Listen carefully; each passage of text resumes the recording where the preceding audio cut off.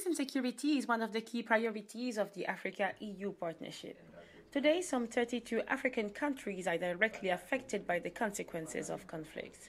Sub-Saharan Africa alone hosts 3 million refugees and close to 7 million of displaced persons. Economies are also suffering from instability and unrest. Despite the numerous initiatives implemented on the continent, many challenges keep lying ahead. The next summit is an opportunity to address many of those challenges and identify possible changes to be introduced to ensure more effective peace and security activities in the future. Conflicts in Africa are becoming internationalized. These conflicts have an effect and an impact that is not only felt in Africa, but that is felt internationally.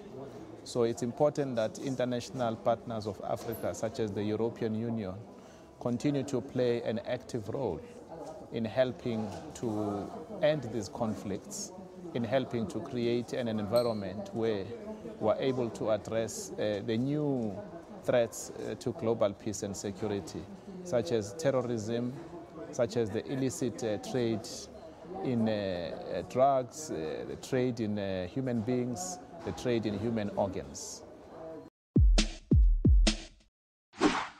We need to start thinking longer term, and longer term involves both responding in a more integrated manner to current conflicts, but also trying to anticipate and to prevent these conflicts in the first place. And this means thinking much more broadly than the military.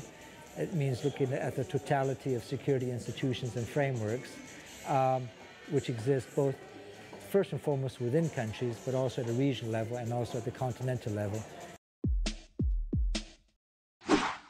L'Union européenne, elle est impliquée partout, par une opération PSDC dans l'océan Indien pour lutter contre la piraterie, par une opération PSDC de renforcement de l'armée somalienne en Somalie, par 2 opérations PSDC au Congo-Kinshasa pour la police, pour l'armée, par une future opération en Centrafrique, par une opération police PSDC au Niger, une autre au Mali, une opération d'appui à l'armée malienne au Mali, plus des projets de lutte contre la piraterie maritime dans le golfe de Guinée. Tout ça, c'est une sorte de patchwork d'initiatives européennes financées par des instruments différents et qui correspondent aussi à d'autres initiatives africaines, mais pas obligatoirement sur le même calque. Donc tout ça mériterait qu'on fasse glisser les calques et se mettre d'accord pour savoir pourquoi il y a un coup un pays y appartient, une autre fois il n'y appartient plus, etc. Mais si ce n'est pas fait, la solution de facilité, c'est de se réfugier sur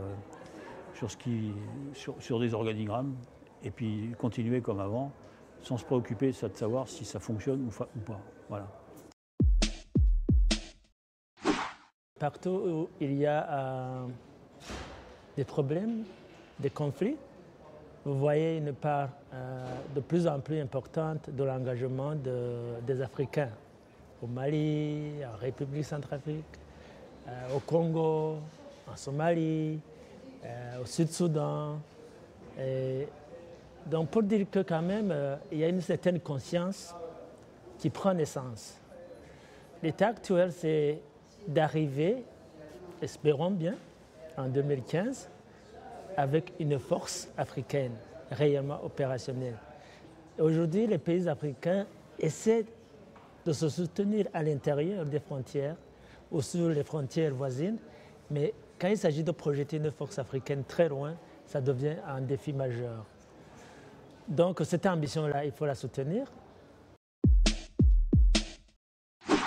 One of the things I think that's necessary is to find ways of having burden sharing, so having African countries themselves provide more financial support for APSA, because in the end it will only be legitimate if the architecture is owned and majority funded by Africa, not reliant on external donors, particularly the European Union.